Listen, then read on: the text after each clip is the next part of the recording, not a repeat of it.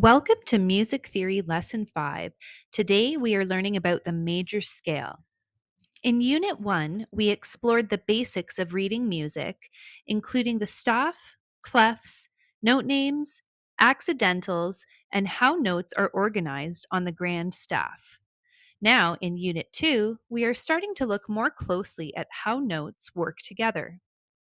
If you've ever sung Do, Re, Mi, you already know the sound of a major scale. But in this lesson, we're going to look at how that sound is actually built. A major scale follows a specific pattern of whole steps and half steps. And once you understand that pattern, you can build a major scale starting on any note. What is a major scale? A major scale is a sequence of notes arranged in a specific pattern of steps. It's not just a random group of notes. A major scale has a specific structure. You may already know the sound of a major scale from solfège.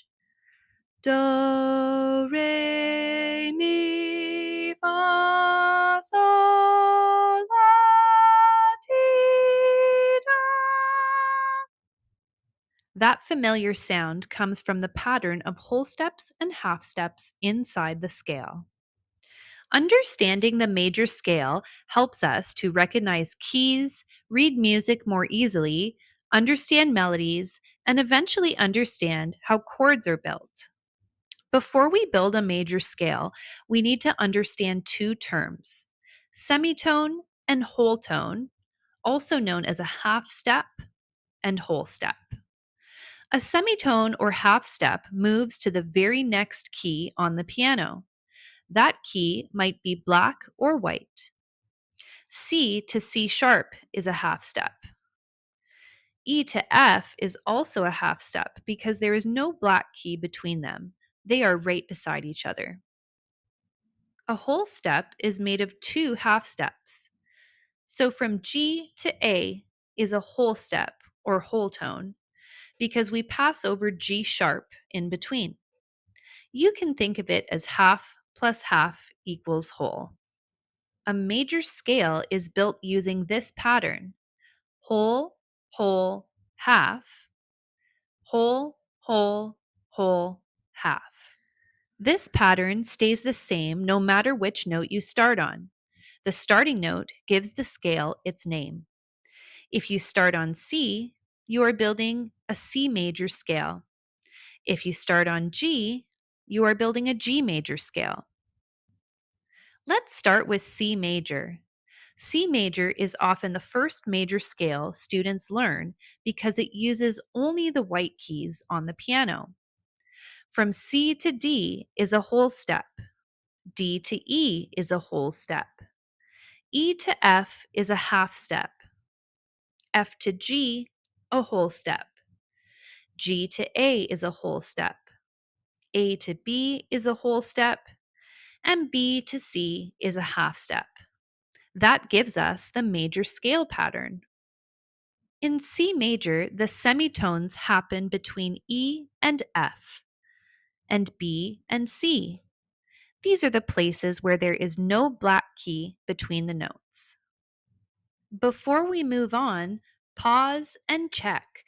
Where are the half steps in C major? The half steps are E to F and B to C. Musicians often use solfège syllables to sing and understand scales. In a major scale, the notes are sung as do, re, mi, fa, sol, la, ti, do. Solfège helps us hear how notes relate to each other. Do feels like home. Ti has a strong pull back to do. Sol is another important note because it often helps create movement back toward do. Listen to how Ti feels unfinished until it resolves to do. Ti, do. That feeling of tension and resolution is a big part of how music works. To build a major scale, begin on your starting note, which is called the tonic. Then Follow the whole step and half step pattern. Add sharps or flats if you need them to keep the pattern correct. Let's try building a major scale starting on G. Since we are starting on G, this will be a G major scale. G to A is a whole step. A to B is a whole step. B to C is a half step. C to D is a whole step. D to E is a whole step. Now we need one more whole step from E. If we go from E to F natural, that is only a half step. So we need F sharp. So the G major scale is G, A, B, C, D, E, F sharp, and G. We don't add F sharp randomly. We add F sharp because the major scale pattern requires it. The pattern is what determines which notes we need. When you play or sing a major scale, listen for how each note leads to the next. Notice the sense of completion when you return to the starting note. Each note in a major scale also has a number, a name, and a Roman numeral. These are called scale degrees.